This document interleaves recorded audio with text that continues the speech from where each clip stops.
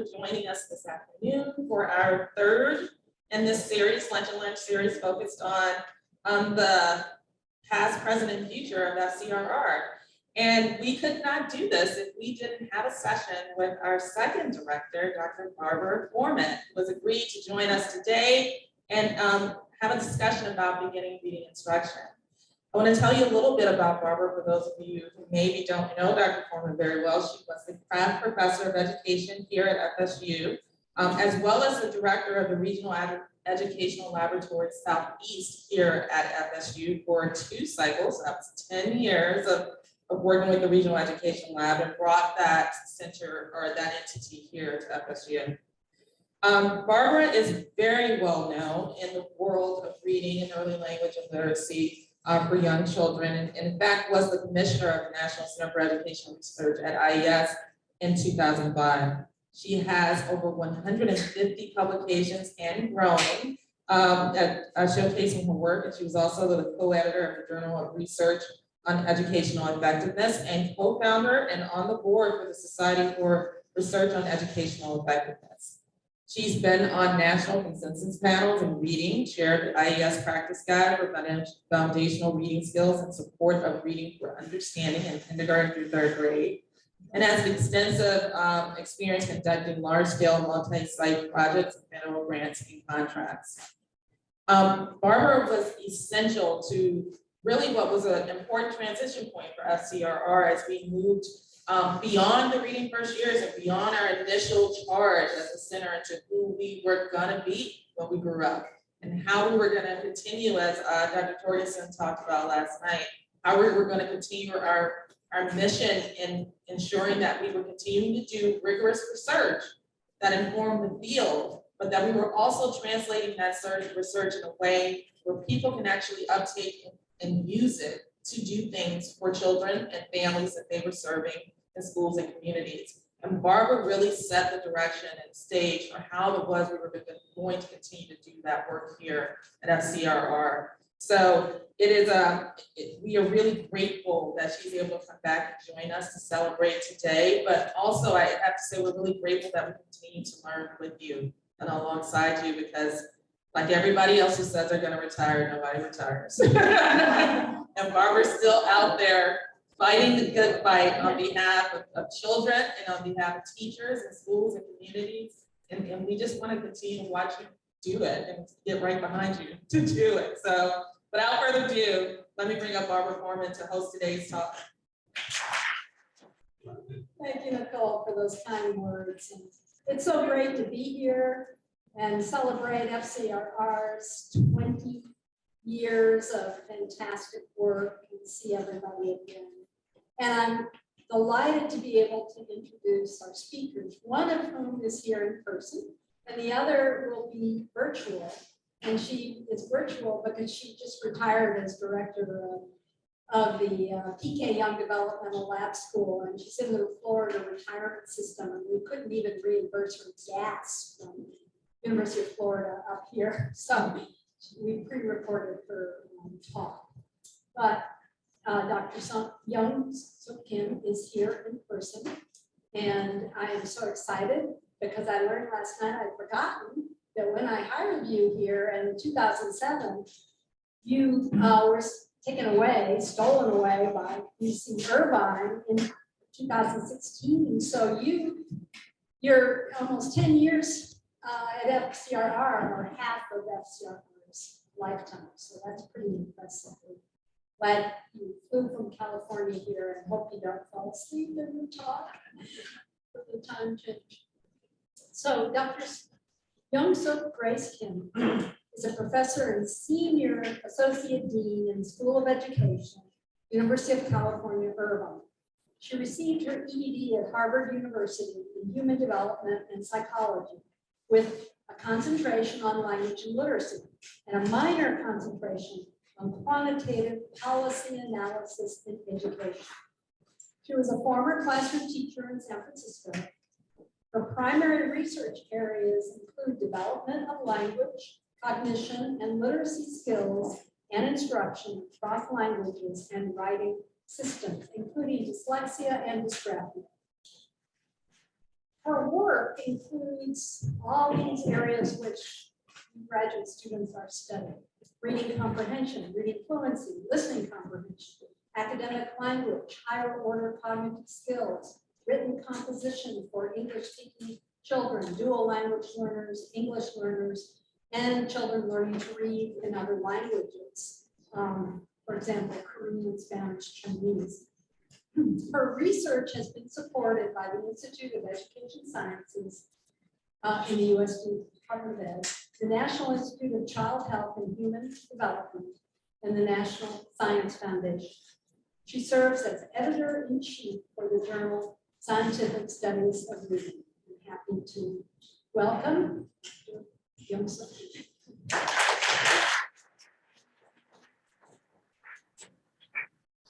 Hi, everyone. Thank you so much for being here. I know everyone's busy, and I know that you can do a lot of different things, and a lot of other different things. So thank you so much for making the time. It's such an honor to be back. So when I told my kids I'm coming back to Tallahassee, they're like, oh, because they grew up here, right? So 2 of them were born here. 1 of them came here when he was 3 weeks old. So they grew up here. And I feel that my career started here, like, as a scholar. So I grew up here as well. So it's so good to be back, and such an honor to meet people again, to visit people. First off, congratulations for 20th years anniversary and 20 years of impact and contributions. And I don't think it's an overstatement at all to really think about the impact the FCRR had. So one thing I want to note, I did not realize until I stepped into this room how small. So I'm really hoping that you guys have good eyesight. So, and then there are some seats here, literally there are some seats. Feel free to move up because I did not know, and I have some words definitely. If these do not make sense, I'll try to explain it. So I'm sorry about that. So I am going to talk about science reading that we know, and a lot of it is based on my work, but also putting together work of the field. And I'm going to touch upon the implication. I think that will be a segue too. So we know a child's reading development is a function of multiple layers of language. So kids are different, children are right in the middle of there. Children are different in terms of their disposition, their cognitive capacities, and etc. And children are embedded within families, and families differ in terms of their languages and habits. And families are embedded within communities and schools where they differ in terms of instructional quality, also opportunities for learning to read. And communities are embedded within larger systems where language of instruction policies differ, and also teacher education policies and special differ. So I wanted to recognize these multiple layers of factors, but ultimately, the impact of all these multiple layers trickle down to kids' language skills and foundations of reading skills. So I'm going to talk about student. So what are some theoretical models that explain factors that contribute to reading? One that we know very well and widely recognized is the simple reading. As you know, it's simple because it only goes structure, right? Word reading and listening comprehension. And this has been very widely supported across languages and writing systems. It also has played a very important role in the era where word reading, the importance of word reading was not properly properly recognized. Although it's really powerful, it has some kind of weaknesses. Right? So those include some details and mechanisms about what it takes to develop working, what it takes to develop listening comprehension, and what are the relations. So there are some, strengths and weaknesses of this interview. Another piece is that literally thousands of studies have shown that skills and knowledge other than word reading, listening comprehension, language comprehension contribute to reading comprehension.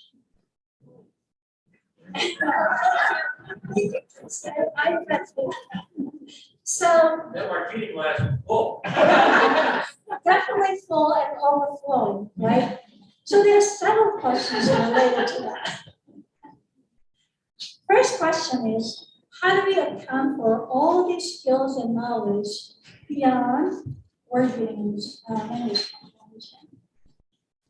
The other piece is that are they related to each other? If they are, what are their structural relations? The third question is then, reading comprehension is such a complex phenomenon, and not surprisingly, there are multiple theories, right? And these are necessary to help explain different aspects of reading. So we have, beyond the simple view of reading, there's something called multiple view of reading. There's a triangle model. There's also automaticity theory. There's also global efficiency theory and its extension, lexical-qualitative hypothesis. These are just some samples of theories related to reading. So then, can we integrate and how do we integrate these multiple theories? So essentially, this is what I was wondering. We have accumulated evidence and theories from multiple strands. Then, can we build a coherent model that includes skills and knowledge based on evidence, accumulated literature, and a model that specifies structural relations and mechanisms? So to start out, I wanted to go back to the simple view because it is such a powerful model. So one piece is that word reading. What does it take to develop word reading? And it's very well established that the triangle model explains word reading very well, right? So children's knowledge of phonology, orthography, and morphology are needed, right, for word reading. And again, there's a huge body of literature on this. How about the other side of the web? Language comprehension. First, what is language comprehension or listening comprehension? Second, what does it take to develop listening comprehension? So in terms of the first question, what is listening comprehension? Here's the definition by Hoover and Goff. Parsing, bridging, and discourse building. This is very much in line with the construction and integration model by Tench. But this model focuses on processes of parsing, processes of bridging, construction, mental model. But it doesn't quite tell us exactly what listening comprehension is. So here's our attempt to define it. It's the ability to comprehend oral language at the discourse level, including multi-utterance conversations, stories, and informational oral text that involves the processes of extracting, constructing, and interrogating. So the last part is not very different from the construction integration model, but the beginning part is keep it what it is. Right now you're doing listening comprehension. Right, you're following along and listening to me, and you understand it. Right, that's listening comprehension. Then, what does it take to develop listening comprehension? So to illustrate that, I'm going to tell you a story. So you're going to engage in a listening comprehension. So listen. There lived a man who worked all his life, and he was a real miser when it came to his money. One day, he told his wife, listen, when I die, I want you to gather all the money and put it in the casket so that I can take it with me to afterlife. Of course, when he died, and the wife was sitting at a church or a funeral ceremony next to her closest friend. And before the casket was taken away, and the wife said, wait a minute, honey, and then she put a shoebox in the casket. And the wife, the friend said, you're not crazy enough to actually put all the money there, will you? And the wife said, I sure did. I gathered all the money and put it in my bank account and wrote him a check. So you listen to a story, right? The fact that you're laughing, that means you understood, you have a listening comprehension ability. So let's think about then, what are the skills and knowledge do you need for you to be able to do that? So the first part of the story, there was a man with a, right? Let's think about it. The first piece is, obvious one is vocabulary. You need to understand the words that I said. Particularly relevant here is perhaps miser, right, and say the meaning of say in this context. Another one is syntactic knowledge, right? I combined a lot of words and that generates meaning, that's syntactic knowledge. And also referential inference. In this context, he and he's refer to the man who had worked all his life. You also need working memory and individual attention and control. So as you're listening to the story, you're taking in linguistic information continuously. At the same time, you need to update, continuously update, right? Continue do the semantic processing, right? So that's simultaneous processing that relies on working memory. You also need to suppress any distraction and sustain your attention. That's your attention control. That's not it. There's even more. So you laughed. Why? Because the wife did not give the money away. Did I say that? I did not. But how did you know? You inferred using the background. But the reason why the wife did not give the money away is because the man is died, they cannot cash the check. If the check is not cashed, then the money is not deducted, right? So you have to use that background knowledge about how checks work in Northern America, and you use that information to make an inference. I didn't tell you that, but you made an inference of mine because you're good at listening. Another piece, part of the inference making is perspective taking. So for you to have really deep understanding of the story, you need to understand the wife's perspective because she has motivation, right? That leads her, that dictates her behavior, right?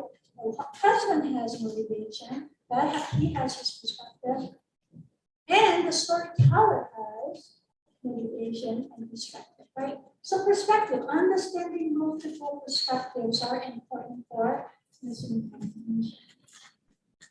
Another piece is monitoring your own comprehension. So whether the story makes sense to you or not, you have to monitor that. And comprehension monitoring is widely known in the context of reading comprehension, but not as much in listening comprehension. So an example of comprehension monitoring is this. And I'm going to show you an illustration that was developed while I was here. And there is the person who actually developed. You should raise your hand. Right, so he helped me when we were doing a project. These are the images. So, an example of a comprehension monitoring. Oh, sorry. So, Chuck and Kenny, the day was Sunday break. Chuck and Kenny wanted to go out and play. And the mother said no, because it's too dark. So when you hear this very simple story, right, there's something odd about it. It does not make sense because what was stated in the beginning and what's just stated in the end are contradictory. So for you as an adult, like duh, you get it. For the kids, we worked with the kids, even with the 2 sentences, like my favorite color is green, I hate green. Some kids just don't notice anything and just let it go. And we found a huge variation among kids in this ability called comprehension monitoring, and that contributes to their listening comprehension. So we put this together, simple reading, and also other evidence, and multiple theories on reading that deals with different aspects. So we got the question, can we integrate these into a single? And here's our attempt. It's called DEAR. It's not called DIRE. It's DIR, DEAR. It's the direct and indirect effect model of reading. So what you see, I don't know if you can see it. It has top and the center reading confirmation. And the top and side have background knowledge that includes world knowledge, content knowledge, and research knowledge. On the other side, it has a social emotional aspect such as motivation, attitude, self-concept, self-efficacy, etc. And then in the middle panel, there's a text reading fluency. And then the bottom right is split in half. On the other side, we have word reading. Within word reading, we have knowledge and awareness of orthography, phonology, and morphology. And on the other side, we have the big box on listening comprehension. And then within that, we have a category called higher order cognition and regulation. That includes inference making, reasoning, perspective taking, monitoring, etc., goal setting. And then foundational language is underneath it. It includes grammatical knowledge, vocabulary knowledge, etc.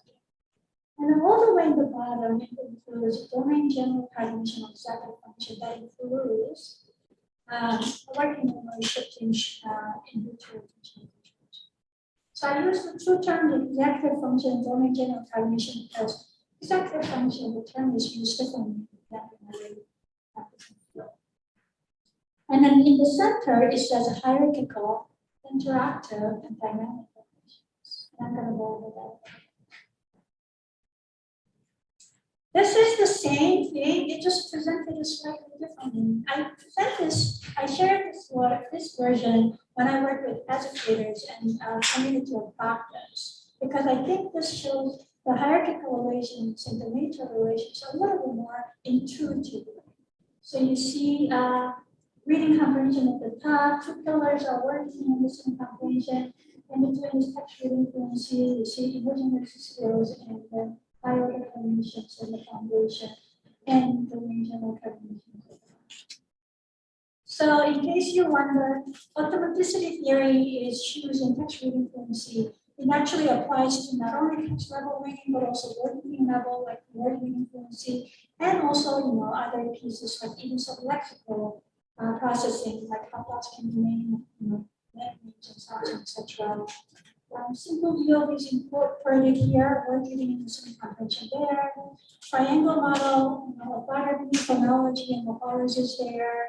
Lexical quality hypothesis, if you think about orthography, phonology, morphology, as well as vocabulary and grammatical knowledge and their binding. And so we have, again, on the side, we have hierarchical, interactive, and dynamic relations. So let me go over those structural relations. First, hierarchical relations. As the name says, right? Hierarchical relations hypothesis states that lower order skills are necessary and are foundations for higher order skills. That means lower order skills have a cascading upstream effect. So that means any difficulty is in lower order skills will cause a chain of influence upward. So if you have challenges with working memory, it will impact all pieces there. It will have challenges with attentional control. It will influence all the other pieces here, etc. It also means that skills and knowledge have direct and indirect or mediated effects. And you may wonder about why is it important to think about this, right? So not only thinking about what contributes to reading comprehension, why is it important for us to think about these structural relations, how they are related to each other? So let's think about a couple of examples. One is working memory to reading comprehension. Theoretically, it's been very well recognized. And also empirically, there are a lot of studies looking at this, including meta-analysis. But also, if you look at literature, some studies find the relation of working memory to reading comprehension, whereas other studies don't. And people have been wondering why. Another example is vocabulary. The importance of vocabulary to reading comprehension is well recognized, but also there's mixed evidence. And some studies found that vocabulary is related to reading comprehension, other studies found it not. So then you may wonder why. Why are there inconsistent results?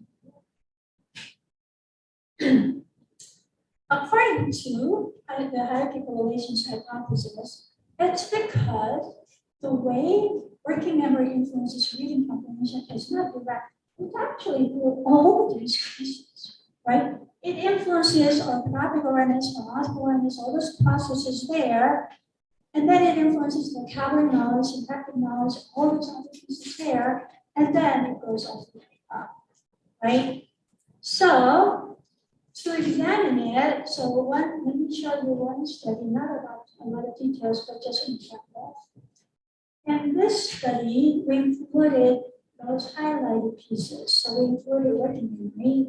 We had word reading. We didn't have, unfortunately, in this study, phonological awareness, morphological and all those pieces. But we had the word reading. We also have children's vocabulary knowledge and grammatical knowledge. We also had higher order cognitive skills such as making inferences, understanding different perspectives, and also we had comprehension monitoring. We also had listening comprehension and reading comprehension.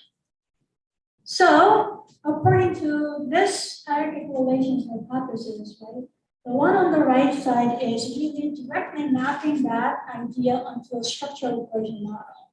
So we have listening comprehension and word reading as direct predictors of reading comprehension. We have these high order cognitive skills, and the other pieces are vocabulary and grammar, and at the bottom is working memory.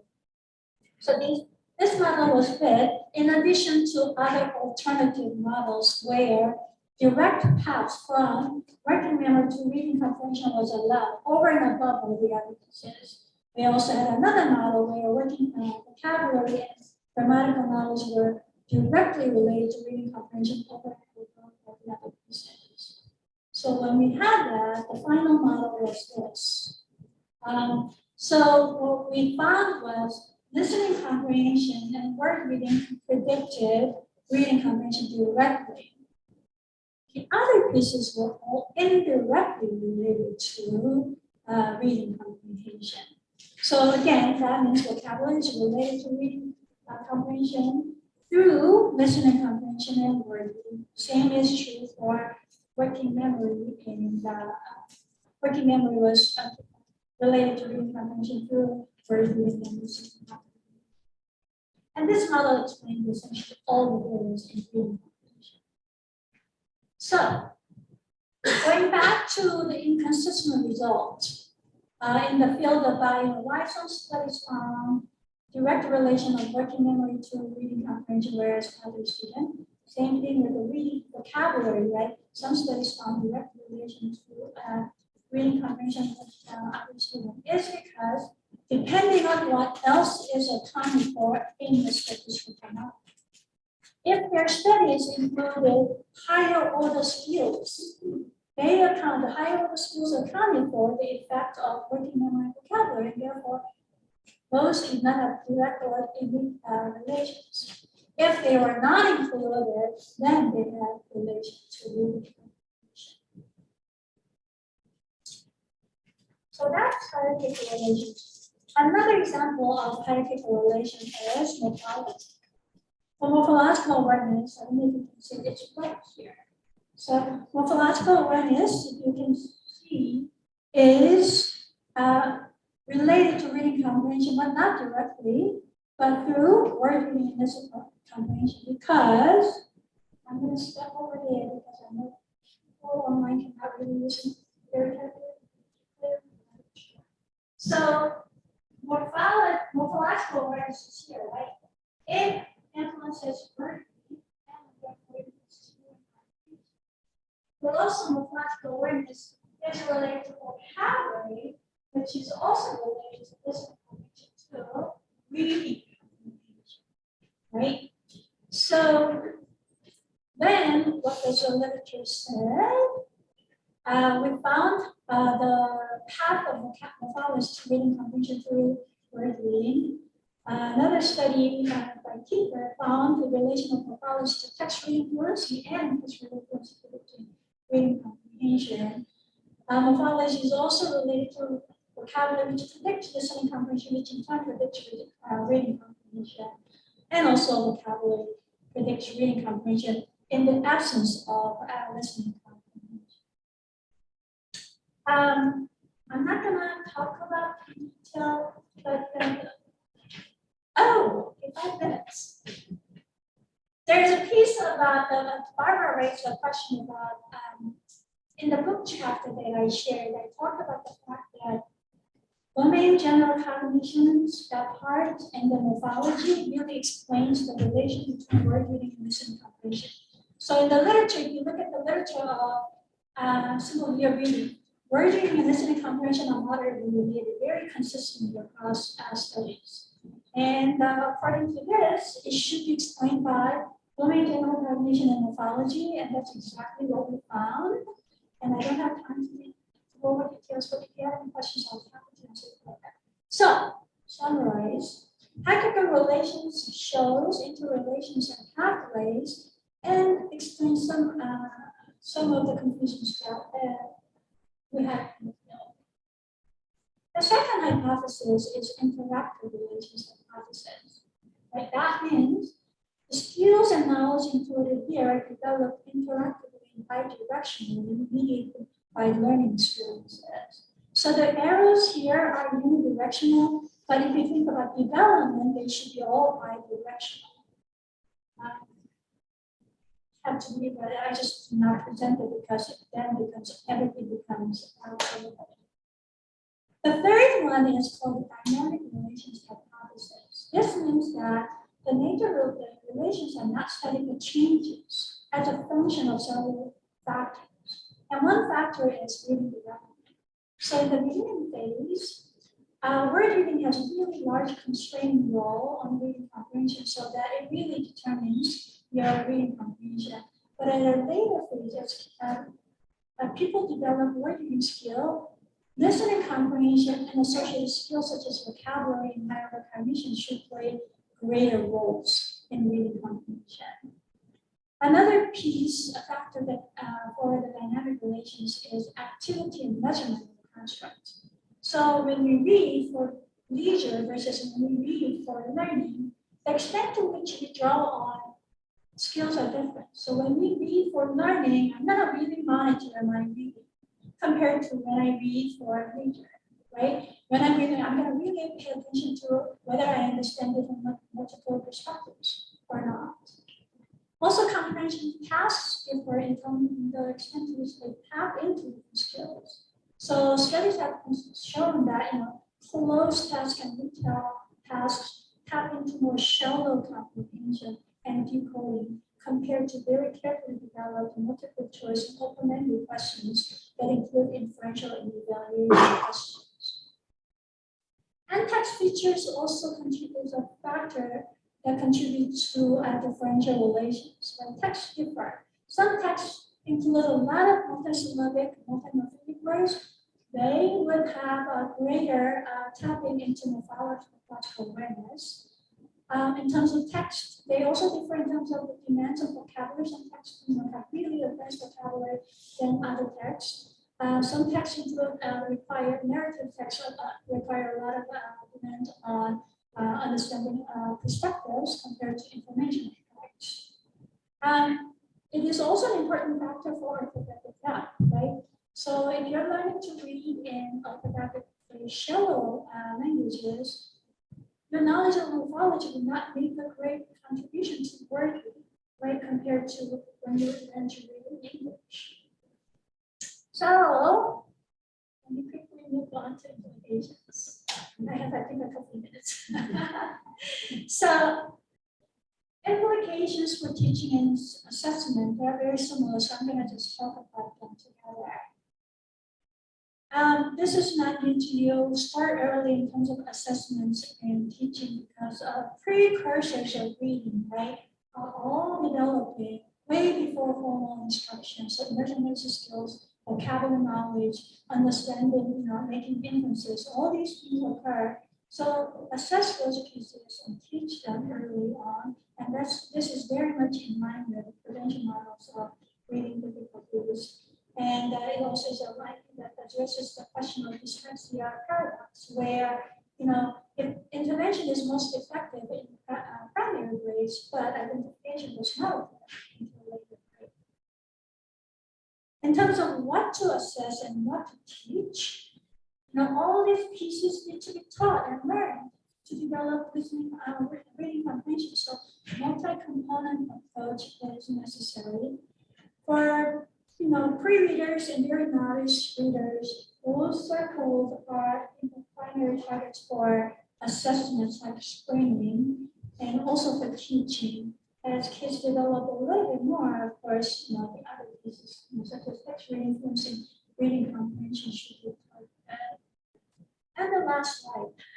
In terms of how to teach, we know it very well. Those folks here know it very well. Explicit teaching, systematic teaching, scaffolded, emotionally engaging in assessment environment. So that's all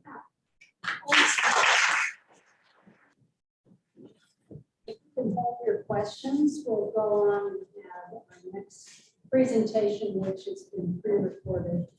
Our pre-recorded speaker is Dr. Lynda Hayes. And I asked Dr. Hayes to join our Lunch and Learn today because she was a member of the What Works Clearinghouse panel on foundational reading skills. And I chaired that panel. And Lynda agreed to loan her teachers at PK Young Developmental Lab School at the University of Florida, that other school, to our Regional Educational Lab Southeast project of creating video clips to demonstrate the instructional practices in that foundational reading skills practice guide. And they were superb, wrote little scripts to make sure the practices would be captured in the short video clips. You can't imagine how many teachers around the English-speaking world have seen those clips and loved them. Because the problem with a lot of practice guides is great recommendations, but what does it look like in practice? So Dr. Lynda Hayes retired at the end of June 2020 as the director of PK Young Developmental Research School. It's a K-12 laboratory school at UF. For 35 years with PK Young, included 17 years of classroom teaching and over 20 years as a K-12 school leader. She led $55 million in state and federally funded projects to transform reading and science instruction in partnering with Florida school districts. She served as PI for 2 U.S. Department of Ed early reading first projects and led professional learning for thousands of teachers and administrators in research-based reading practices. with a U.S. science educator, Dr. Rose Pringle, in 12 Florida school districts. She served as the PI for a 7-year, $5 million National Science Foundation grant.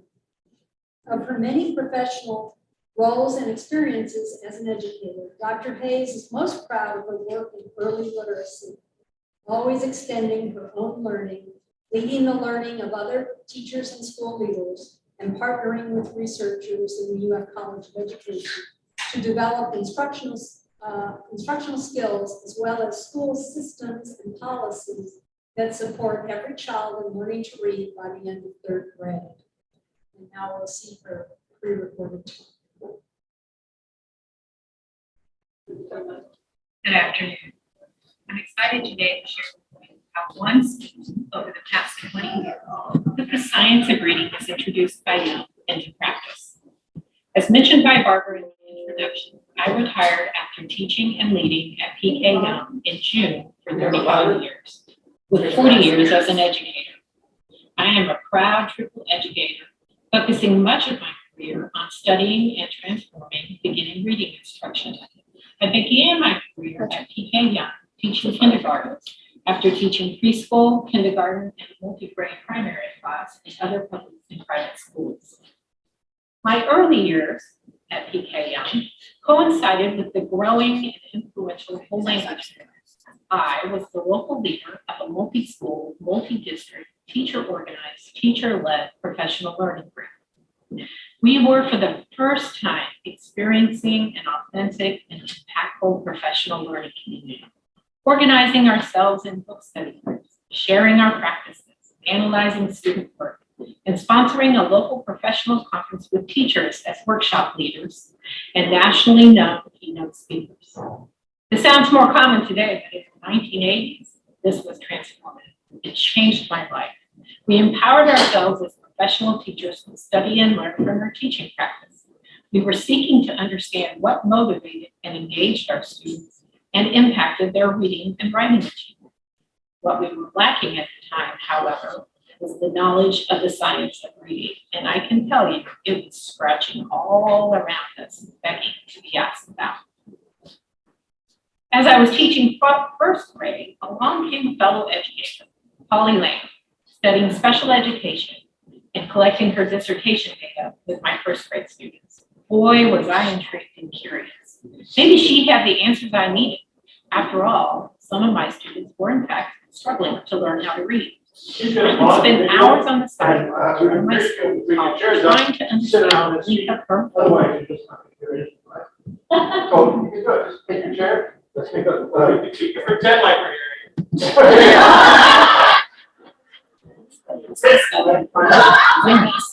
And beginning reading. Local research helped me.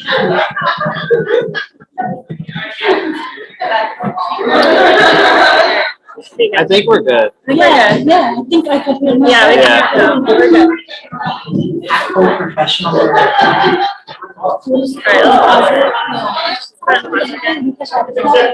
Yeah, I turned it up.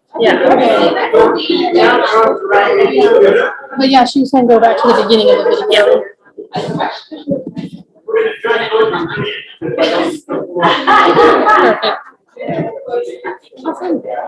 Good afternoon. I'm excited today to share how one school over the past 20 years put the science of reading as introduced by Young into practice. As mentioned by Barbara in my introduction, I retired after teaching and leading at PK Young in June for 35 years, with 40 years as an educator. I am a proud triple educator, focusing much of my career on studying and transforming beginning reading instruction. I began my career at PK Young teaching kindergarten after teaching preschool, kindergarten, and a multi-grade primary class in other public and private schools. My early years at PK Young coincided with the growing and influential whole language movement. I was the local leader of a multi-school, multi-district, teacher-organized, teacher-led professional learning group.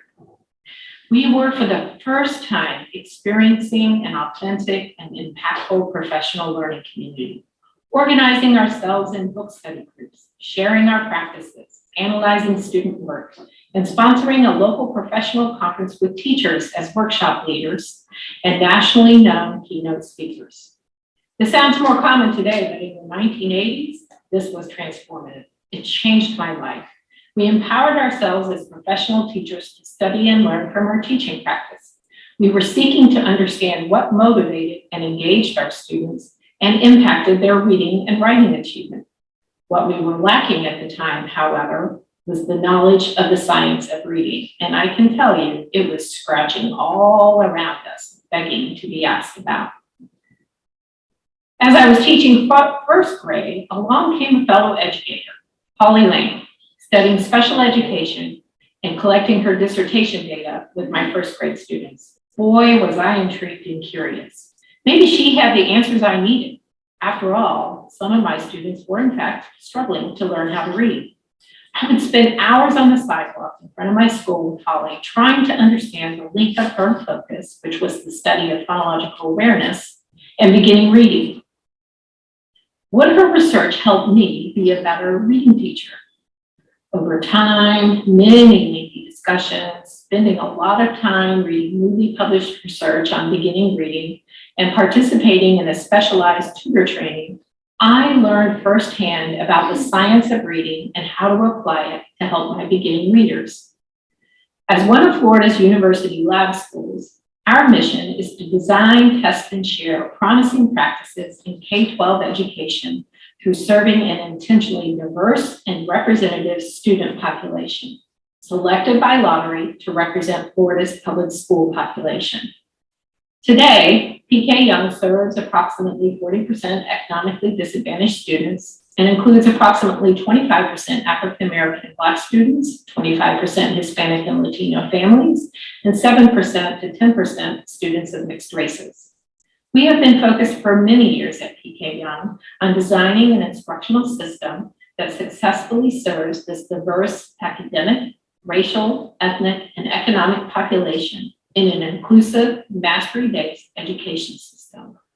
We fully understood that implementing the science of beginning reading instruction was foundational to the long-term positive outcomes for all of our students, as demonstrated for over a decade by a 95% to 100% on-time high school graduation rate each year, and achieving a 95 to 100% and most often 100% annual third grade promotion rate, as informed by state policy and law.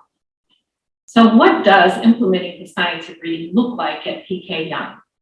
Well, after 20 years of designing, implementing, measuring, studying, and iterating to improve our practice of reading, I would be comfortable saying that our approach is now institutionalized. This is how we do school at PK Young. So what do we do and how do we achieve an institutionalized approach? Well, in looking back over time, it seems to me that there were three key strategies that resulted in institutionalizing the science of reading in our practice at PK Young. It had a whole lot to do with focused leadership over time, sustained and professional learning, and a student-centered system improvement framework. So let's think about these three key strategies a bit more. In my experience, focused leadership included being grounded in the research, impacting the system, and leveraging policy. Being personally grounded in knowing why young leaders must learn to read on time, and most importantly, how to make it happen, gave me the courage and knowledge to lead others. We all learned together during the summer of 2001 how important early reading achievement is.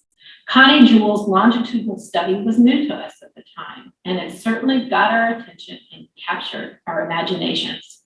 If a student does not learn to read on grade level by the end of first grade, she found, he or she has only a 13% chance of ever being an average reader in fourth grade. 13%. First grade and kindergarten were becoming really important. And we learned from studies that if a student left fourth grade behind in reading, an on-time graduation from high school was just as risky, only a 12% chance. And then there was the emerging workforce data. If an adult does not acquire a high school diploma, the chances of earning a wage that will support a family was quite slim. That summer, we united as a K-12 faculty, committing to do whatever it took to make sure that every student graduated on time. And we knew this meant that every student needed to achieve grade level reading benchmarks by the end of first grade. We were determined as a faculty to implement the science of reading to support all of our students. As an emerging school leader at the time, I was charged with keeping the momentum going with our elementary teachers. When a school year starts, folks get busy and they get distracted. So I was the cheerleader, the problem solver in chief, driven by a belief that if we put the science of reading into practice, every student could meet grade level benchmarks by the end of first grade. We believed this was possible because now we knew more about the science of reading. Focused leadership also means you're striving to impact the system of education that students experience. And I made it my mission to identify, align, and invest resources to support students' reading achievement. We adopted a shared, consistent approach to monitoring students learning and reading for the first time that included screening measures, formative assessments, diagnostic, and summative assessments. These measures would help us identify students in need of support. We began working to implement explicit instruction in phonemic awareness and phonics in the early grades for all students and for older students when we identified their need. We looked for published curriculum that would help us stay focused and in line. And we knew the instruction needed to be systematic and consistent across grade levels and among teachers. This was some of our hardest work. We attended to the development of students' reading fluency, and we provided learning experiences, materials, and research-based explicit instruction in vocabulary and comprehension, with additional attention to how we develop background knowledge and content knowledge that would help our students grow as readers and learners. And we knew the learning experiences we designed must be engaging and motivating for our students. If it wasn't meaningful, we could quickly lose their interest. And finally, we started thinking about how to identify and intervene when we found a student who was falling behind. Well, that is, once we figured out how to identify a student who was falling behind, learning what were the best measures to use and how to use those measures to determine grade level benchmarks. This was the early work in pioneering the implementation of the science of reading. Our teaching practice, our curriculum, the use of assessments, and our conversations were really starting to change. Finally, I believe focused leadership can also mean leveraging policy to support the work. Our learning and transformation was launched just prior to new policies in Florida. As the state statutes around reading plans, assessment systems, and reporting data emerged, it was reinforcing the work that was already underway at PK Young. And as a leader, I looked to the policy to reinforce our priorities and areas of focus. When third grade reading promotion requirements became law, I was able to leverage the policy change to refocus and reinforce the work underway. We could analyze our assessments to identify students who may struggle on the state assessment and intervene early. And we had alternate assessment systems already in place when students needed more time to achieve the grade level reading requirement. We learned that for 10 to 15% of our students, a short, focused summer reading intervention program that we call SAIL, Summer Adventures in Literacy, would be just the boost they needed to meet the state requirements. In other words, our work to implement the science of reading, to monitor student progress through each grade level, and to intervene early achieved consistent results with rare exception in every student meeting the state requirement to be promoted to fourth grade on time. In looking back across the past 20 years, a second key strategy was providing time and opportunity for sustained, focused, and meaningful professional learning. We stayed focused on the main thing, using research on professional learning and the science of reading as our guide. We began with whole school participation in the Florida Reading Initiative in the summer of 2001. And we committed to working together as a faculty to improve the reading achievement at our school. Too often in schools and among districts, 2 weeks of training is considered a significant investment and enough time to make change. But we knew better. So we identified and allocated additional time to continue our learning. Traditional faculty meetings no longer really happen at PK Young, but every Wednesday is now an early dismissal day for the whole school, and a calendar is established before each school year in consultation with faculty to prioritize how that professional learning time will be invested. Some learning takes place in large group meetings with reminders of the science of reading, spending time reviewing and analyzing summative data to monitor our student progress and our program improvements and make improvements in our reading instruction. We even found funding to reinforce our initial learning between school years for the next 2 summers and made sure that all new faculty are trained as well. Then there were the grade level meetings during planning periods and on a Wednesday, where teachers may gather together to map, discuss, and analyze the impact of their practices on student work, as we were seeking through our collective learning to sustain a focus on why we were making the changes that we were making and why we must work together on behalf of our learners. And then there have been numerous targeted learning opportunities, including expert outside consultants who would provide a new twist on the same focus and message to help move along our practices. There were lesson study groups focused on implementing the new reading curriculum with fidelity at first and then integrity as time went on. And as much as possible, individualized coaching and feedback included lesson study and analysis of practice and curriculum frameworks and examining student work. In other words, we stayed focused for years on implementing the science of reading. And several years ago, we institutionalized a faculty practice of practitioner inquiry or action research, with time built in during the school year to work individually and collaboratively on a problem of practice or student learning, and then to collect and analyze data focused on the question posed. This also counts, again, now leveraging policy to support the work underway as our teacher's third metric in the state required teacher evaluation system. And it helps PK Young to continue its mission to design, test, and share promising practices as teachers analyze, study, and improve their teaching practice. The third strategy for institutionalizing the science of reading is adopting a system improvement framework. Our work to implement a response to intervention multi-tiered system of supports framework started early and was later reinforced as we leveraged changes in state policy. MTSS was a game changer in reinforcing, recharging, and refocusing our work to implement the science of reading. I was prodded by our professor in residence, Dr. Nancy Waldron, who was also our school psychologist in 2006 to think about how we might implement the framework. As a quick note, this is Dr. Diana Joyce Ballou, who was also our school psychologist over time. And before Diana started working with us, it was Nancy Waldron who really pushed me to think about how this MTSS framework might be implemented at PK Young.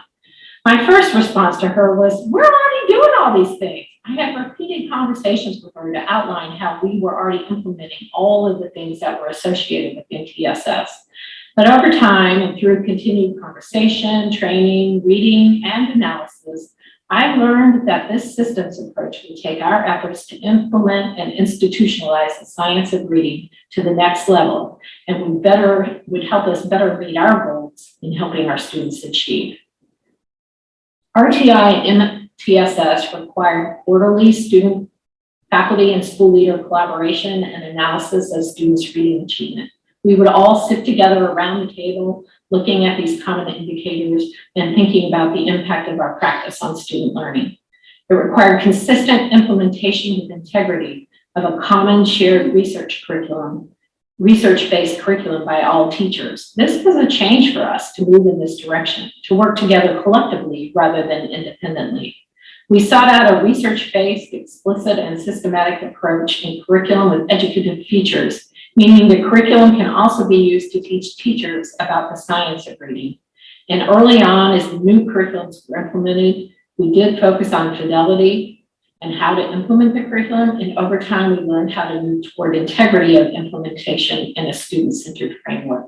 We improved our efforts to provide continuity in instruction and alignment across tiers during and between school years.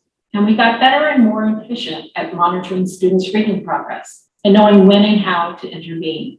All data analysis meetings now begin by examining the impact of the core curriculum on all students. We now use as our marker to strive to provide a core curriculum and instruction that enables at least 80% of our students to achieve grade level benchmarks in reading on time. And when this is not happening, we seek first to improve and strengthen our core instruction, thereby maximizing our resources by targeting our tiered instructional support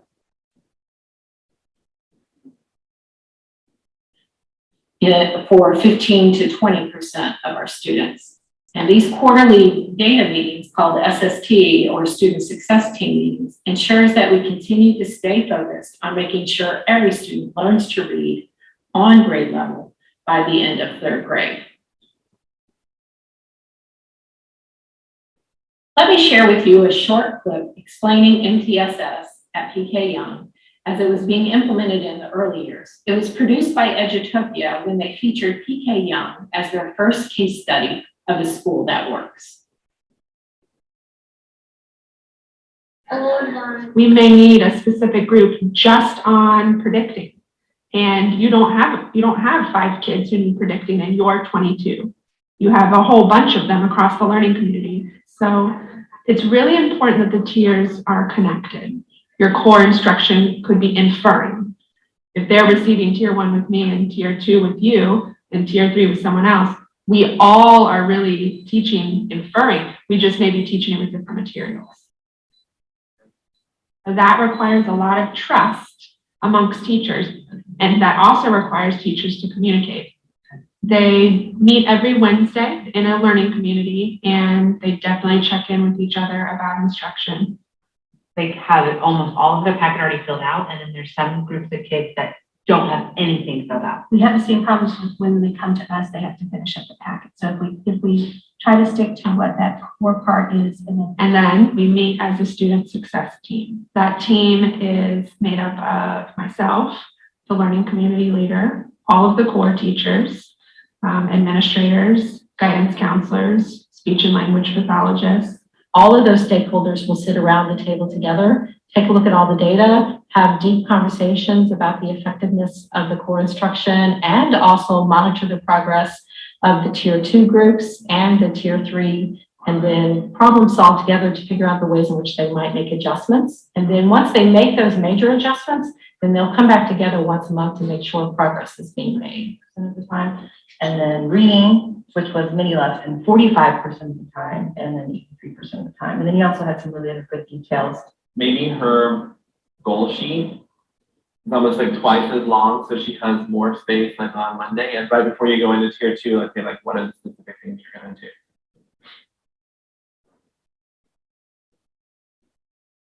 So what's the evidence of the impact of all of this over time? Let's take a look at this graph. It summarizes a comprehensive data analysis of the impact of our changes in practice and curriculums on students' reading achievement over time. You will note that there is a baseline group and 4 and 3 phases of implementation. You will see that this is tracking students' reading achievement and reading comprehension from 3rd to 4th to 5th grade. So this baseline group, which is the purple line, captures, and these are cohorts of students. So it captures the impact of our practices on students' reading achievement before we had learned about the science of reading and were using the science of reading to impact our practices and inform the work that we were doing. Phase 1, which is the red line here, phase 1, we began to really implement the science of reading together as a group. And so we shifted and focused our core instruction to really think about the implementation of the science of reading, to be more coordinated in our core curriculum. And we were beginning to identify measures and strategies for monitoring students' reading achievement. And then phase 2, which is this green line, was when the database decision-making framework for MTSS and RTI was introduced. And we used that framework to begin thinking about how we would identify students for intervention. Prior to this time, this green phase, prior to this time, teachers would make long lists of students who, quote, didn't seem to be keeping up with grade level reading demands and benchmarks, and would nominate them for reading intervention. And in other words, what was happening for us was a real commitment to making sure every student learned to read on time, but a real drain on the system in the demand for reading intervention and specialized instruction. So phase 3, which is right here, you can see this was a cohort coming through that actually was lower achieving in terms of the reading, but look at what happened over time and how they closed that gap. And phase 3 really represents when we were more coordinated and aligned. We had established clear shared data, shared database decision-making rules for identifying students for reading intervention, and the tier 2 and tier 3 instructional interventions were better defined, more research-based, and more consistent and aligned across tiers and among teachers. So we're really proud of this impact of the changes in our practice over time, and being able to partner with school psychology at the University of Florida to really do a more comprehensive analysis of the impact of our changes over time. If you want to read more about it, here's a reference to that article. So what are my lessons learned from putting the science of reading into practice over 20 years? Well, one thing becomes abundantly clear. It all begins in kindergarten, and that is a really hard change to make. We had teachers who had a really strong stance in what was developmentally appropriate, a real commitment to daily nap time, really constrained in finding instructional time to devoting to reading, and really uncomfortable with the idea that we should provide some kind of formalized, explicit, and systematic instruction for kindergarten students. And it was really through our partnership with a very large early reading first project that our kindergarten teachers could see firsthand in their work with preschool teachers what a tremendous difference a change in practice can make in preparing students to be lifelong readers. So we were able to take the data and impact of that project to really inform our thinking about what we were doing in kindergarten. And today in kindergarten is a whole different place than it was 20 years ago. Our teachers are really emphatic and enthusiastic about providing time during the school day to provide this explicit and systematic instruction for all students. They really value the importance of monitoring student progress and intervening early so they can catch students before they fall. And those feedback loops are so critical to keeping the story and the mission alive. We use data to reinforce our mission, to celebrate our accomplishments, to know when we were starting to falter and when to intervene. We spent a lot of time through the data attending to the required systems changes, how to be better coordinated, making sure that the tiered instruction was research-based and more integritous, and really focusing on the importance of strengthening and improving core instruction first before we start peeling kids out for intervention and off to another teacher. And the most important lesson to me is how critical it is that we invest in teacher learning. It brings them together as a community. It really helps them identify a mission. It develops shared practices, and that learning needs to be really job embedded, focused on the practice itself, not something that's esoteric or outside the work. Having a research-based curriculum that is educative, so you can use the daily work of practice as the springboard for learning, and really facilitating that collaboration, lesson study, encouraging teachers to persist, and as a leader, really insisting on the importance of this work and reinforcing and refreshing constantly. And then I think the other thing in looking back over time is it's important to invest and support the development of leaders in the ranks. Many times school leadership will change over time, but if you have real ownership and leadership among the teaching faculty around this work, and they drive those changes and improvement, it helps to institutionalize it and keep the work moving forward. And then as a leader, you have to keep learning. You need to pay attention to the science of reading. Know what you're looking for.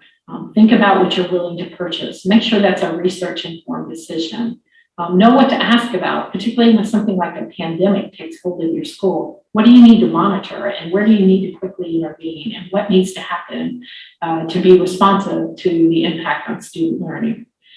And then for me, the huge impact on my professional life has been listening to my evidence-based thought partners, school psychology, reading researchers, reading studies that really provoked my thinking about how to impact students' reading and achievement in school.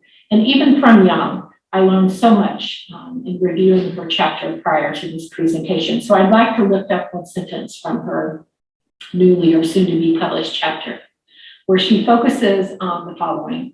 Word reading has a large constraining influence on reading comprehension in the beginning phase of reading development. But as word reading develops, its constraining role decreases and its listening comprehension and associated skills that play greater roles in reading comprehension. So when I thought about that sentence, and I really studied her model, I kept thinking about the importance of developing word reading skills through systematic and explicit instruction, and felt very reinforced by our focus on that, with meaningful text-based opportunities to develop fluency in kindergarten through second grade. But what I also brought forward in my own thinking as I read that is that we also have to keep maintaining growth among our young children in their knowledge and their language and vocabulary if they are to continue to succeed as learners and readers. Young's model really helps us think about the instructional needs of individual readers. And for me, in particularly thinking about older struggling readers, I would take that model and bring that into one of our student success team meetings to really problem solve around identifying what are the instructional needs of a student who is struggling. To be effective, particularly in a tiered instructional approach, an accurate assessment of student needs to determine the best instructional support is really critical. And Young's model can help us with unpacking and diagnosing what kind of targeted instruction a struggling reader really needs. So I want to thank you for inviting me to share with you 20 years of leading and implementing the science of reading at PK Young. Thank you.